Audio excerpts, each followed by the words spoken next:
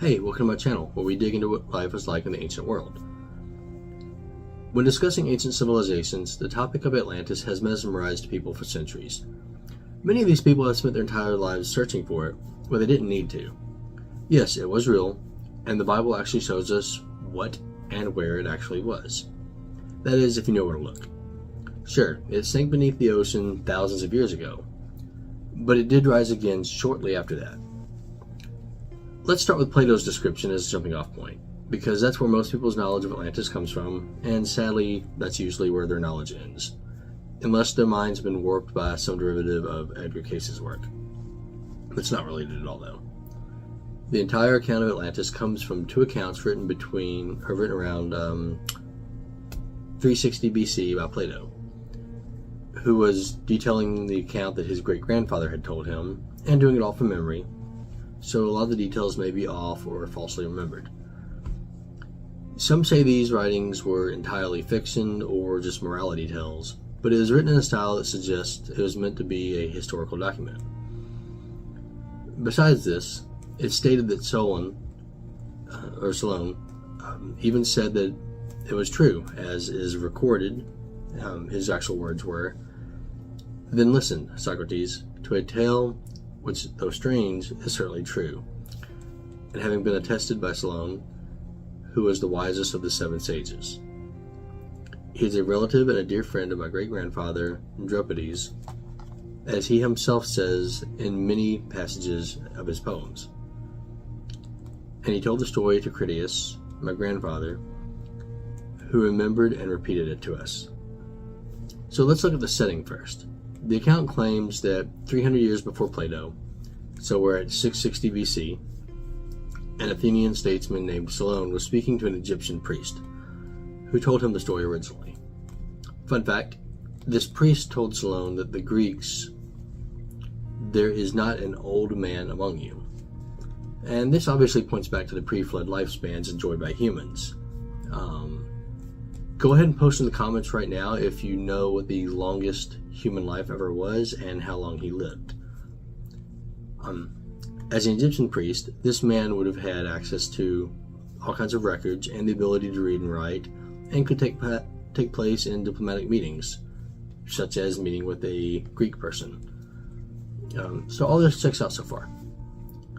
Now the date is in question, as it's currently recorded as around 9,000 years prior to Solon's meeting with the priest when the account takes place.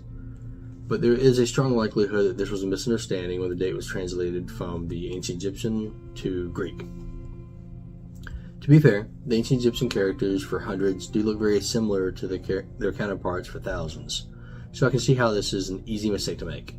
Additionally, the numbers could be written in any order. The number 1590 actually does look a lot like the number for 9,000. Fun fact, Egypt did not exist 11,680 years ago, which was one of the oldest dates for Atlantis at that 9,000 year period. Certainly it did exist 3,600 years ago, when a related major event took place around 4,300 years ago, or 1,500 to 1,600 years before Solon. While the 1590 year theory holds up pretty well, it is possible that it was meant to be 900 years, and the Egyptians officially heard the story and recorded it when it had actually taken place 700 years prior to that. So the Egyptians hear about it, something that happened 700 years ago, recorded as it just happened, and then he hears about it happening 900 years ago. It's also possible that passing the story down over 300 years, mostly through memory, some of the dates were confused. What was going on in the world around that time? I'll get back to that when we see why Plato says Atlantis was destroyed and sunk into the ocean. First, let's discuss what Plato's records say in his own writings. There are a few key concepts here that will tell you when and where this was. Basically, these so-called gods divide up the world, and we follow the story of one called Poseidon. This divine being falls in love with a human woman named Cleito and has children with her. They had 5 sets of twin sons, each of which was half divine and half human. Their children became great leaders over various regions. Now, the ancient Greeks would have known these beings as demigods, or half human, half god creatures, usually with a place of ruling over humans, a great king, something like that. However, the Bible discusses them in a very different light. In the book of Enoch, and to a lesser extent in the book of Genesis, we see fallen angels reject their roles as servants to the one true God, and assume the roles of false gods themselves, to be worshipped by humans, and even mating with and having children with humans. These children are far more intelligent, but also more brutal than humans. On top of that, they're giants, which we know as the Nephilim. Poseidon was the Greek name of a fallen angel who was produced by the Nephilim by interbreeding with human women. The Nephilim children go on to rule over humans in many areas of the pre-flood world. They basically ran the entire planet in this time period. So, speaking of that flood, what do we see? God creates land and people. People build great civilization, and they become more interested in what humans want and turn against God, who then destroys the world through water. And yes, I do believe that a populist democracy is nowhere near as good as a theocratic or theonomic style, where we basically replace the laws of a nation with the laws of God. Anyway, the account of Plato shows a God creating land and then people, and those people anger God, who destroys the continent beneath the waves. Now, in both of these accounts, a small number of survivors reach land that happens to be near Egypt. The book of Genesis states that these mountains were in a region called Ararat.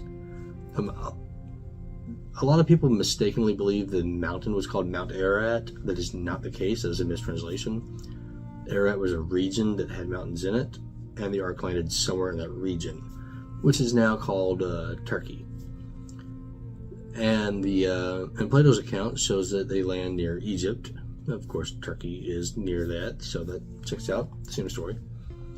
The city of Atlantis is said to have flashed with red lights and magical metal called orichalcum, while the ark was said to have been lit by a stone called Zohar. Metal and gemstones are very different, right? Not really. What a lot of people don't realize is sapphire, which is what the screen on my cell phone is made out of, is simply another form of aluminum, or aluminum oxide technically. As for lighting, perhaps it was a piezoelectric effect with mild radioactivity combined with phosphorus quality that could emit light in a seemingly magical way to the ancient world. The Critias also mentions an agreement between regions of Atlantis, stating that an attack on one is an attack on all, and they would not attack each other. So basically ancient NATO. Yes, the regions of Atlantis had a similar structure to the North Atlantic Treaty Organization. Atlantic, let that sink in. As in the days of Noah, right? In the book of Genesis, we see an entire world coming together against God, and immediately before languages become confused and people are separated. So sometime after this flood, the building of a tower, which I'll get to in another story. The tower is not the problem. One of the largest buildings in the world right now, the Burj Khalifa, now stands roughly where the Tower of Babel was. And that tower, forget how tall it is, but the Tower of Babel, the actual designs for it showed it's supposed to be around 380 feet, which is a little shorter than a 40-story building. It's not that big. But for the ancient world, mud brick, that's actually very impressive. But the actual problem was the conspiring of humans against God. That was the issue. Other documents I've read, these are not actually in the Bible, but they indicate that humans were building the tower for various reasons. In Genesis, it is claimed, or is shown that they wanted to try to build a tower to escape the floodwaters.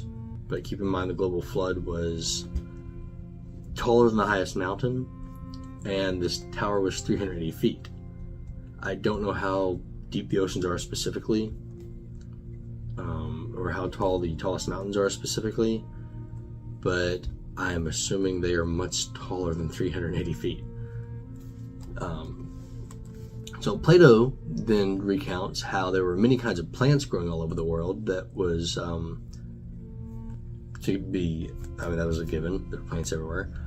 But there was a special grove of Poseidon. It was called the Grove of Poseidon, and it was not to be violated by humans. Now, there was a lot of death after this land was violated by humans. Now, think back to Genesis in the Lord's Garden of Eden. This was a special holy place. Death did not exist in humans, animals, or anything else, with the exception of plants, until after humans chose to sin there. Could this Grove of Poseidon be the Greek retelling of the Garden of Eden? Let me know that in the comments if you think it was. There are a number of other similarities, including the six-winged horses, which their gods supposedly had, pulling chariots, to the six-winged seraphim and the is a fiery serpent-like creature, but it had 6 wings, and it accompanied the thrones of God, which are a type of angel with a wheel-like structure called an ophanim.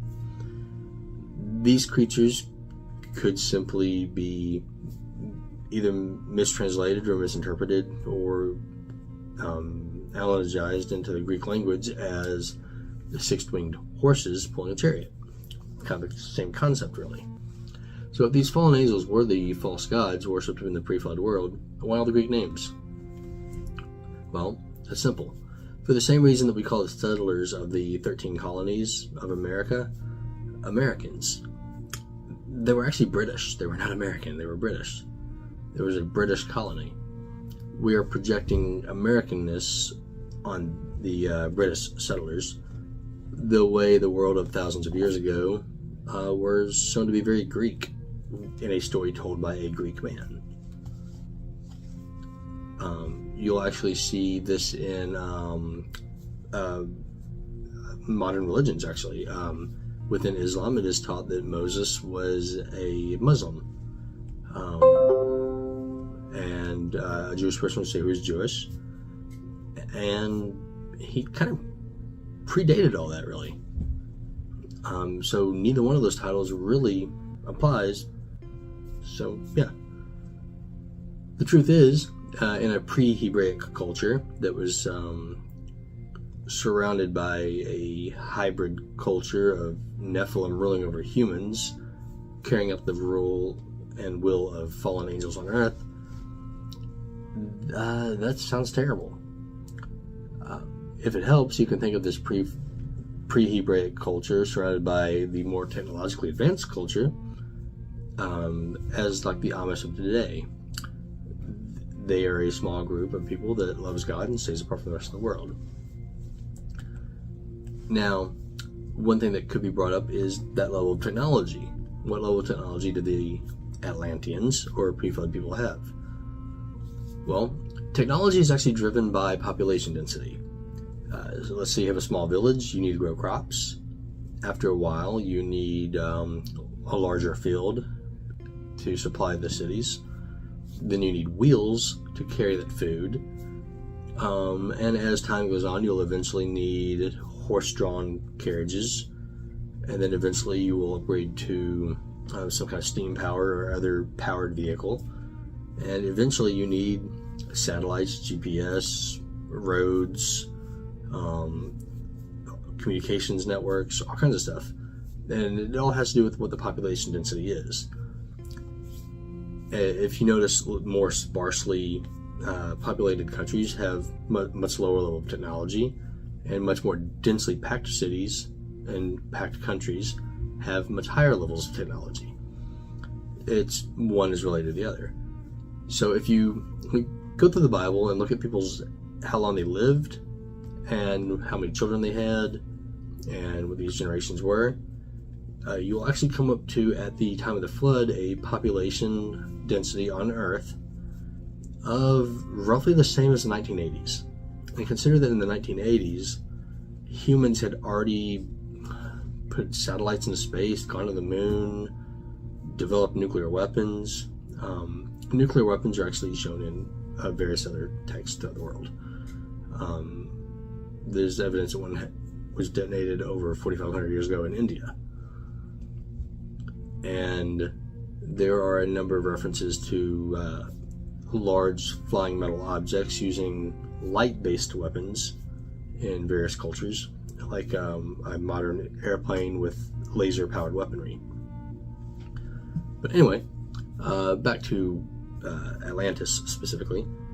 Many people who search for Atlantis go the route of looking for cultures who worshipped bulls or sacrificed bulls on altars. But this is really a waste of everybody's time. Every culture was either worshipping or sacrificing bulls on an altar, especially in that area. Yeah. So let's go back to the world being destroyed by water. 4,300 years ago, something big happened. The Great Flood, which is recorded in the book of Genesis. God tells us in the book of Genesis that the world was full of evil and had to be cleansed.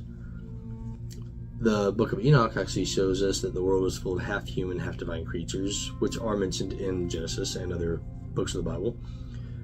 But Enoch shows them a lot more. But all of this is through a Jewish perspective, and keep in mind that Judaism did not exist in the time of Noah. Now, like, for example, Noah was basically not religious, he just knew God, which is kind of the way it's all supposed to work. Now, Plato's works, the Timaeus and the Critias, show us the exact same story through a Greek lens of a time before Greeks existed. The events in question do concern the ancestors of the Jews and Greeks alike, as we are all one people who come through the line of Noah. So that's all in the ancient past. Where's Atlantis now? Well, I believe that the sunken continent of Atlantis is what we now call Pangaea. It's all of the landmass of the Earth in one single supercontinent. Consider how all the continents fit together like a puzzle. I'm sure you probably learned this in elementary school. Plate tectonics and everything. But what actually damaged the plates? Why did they break apart? It's likely that it was damaged when the flood took place, or all the water came up from the original Euphrates River. Keep in mind, the river called the Euphrates now is not actually the original Euphrates River, as a global flood would reshape the entire surface of the planet. And the original Euphrates River, from the research I've been able to do, I believe is part of the Atlantic Ocean. Consider how some of the fallen angels are imprisoned in an unreachable place at the bottom of the Euphrates River, according to the Bible, pre-flood.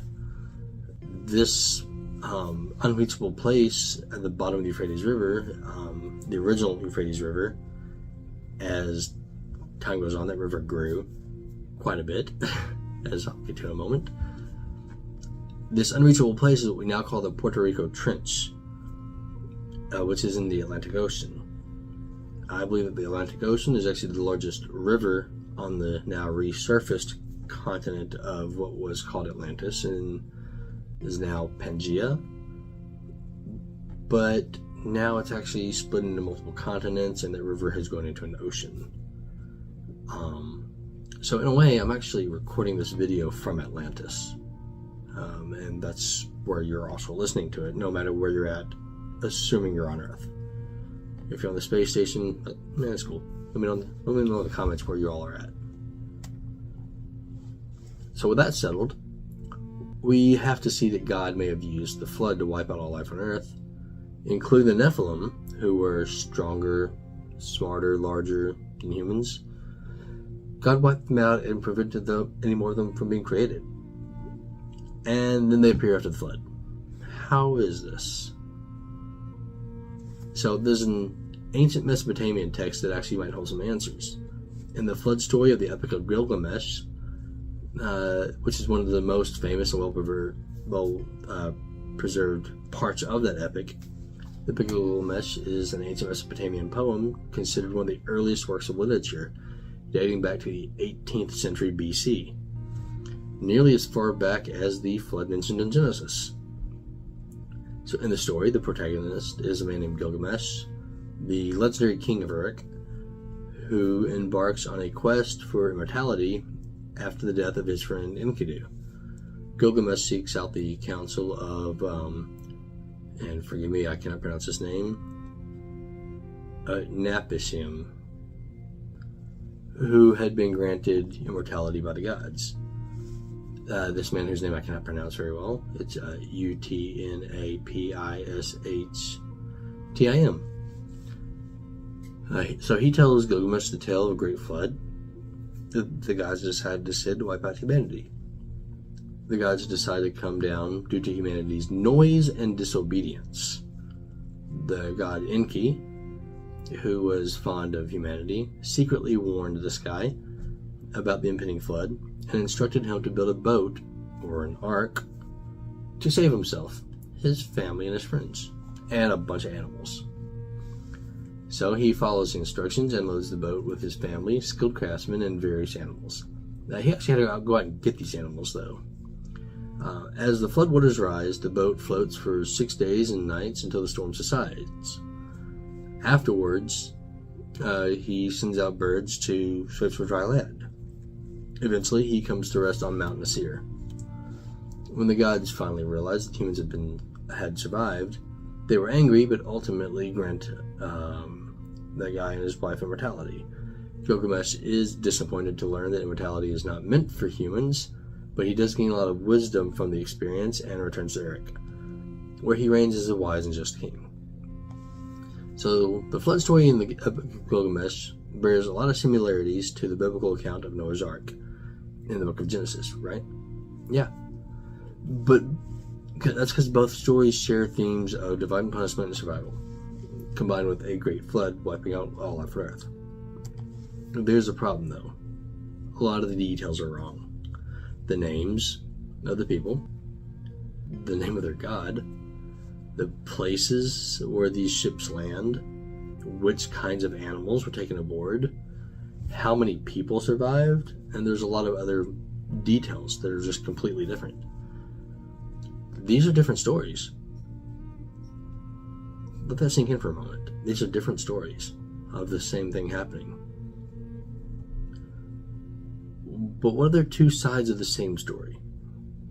The book of Genesis tells of human survival in the context of the flood where Noah survived. The Epic of Gilgamesh, on the other hand, might tell the survival of the Nephilim or other creatures on their own ark. In this theory, Enki is not another name for God, but could likely be a Satan-type figure, like Shemyaza, or more likely Azazel. So, Gilgamesh, learning that he won't be immortal, as an interesting feature, as perhaps the Nephilim may have actually believed they were immortal before these events. A finite lifespan and no means of being able to reproduce would explain why there are no Nephilim today. So let me know down in the comments if you think any of this made any sense. And that's about it. Go ahead and like, subscribe, all that, and have a nice day.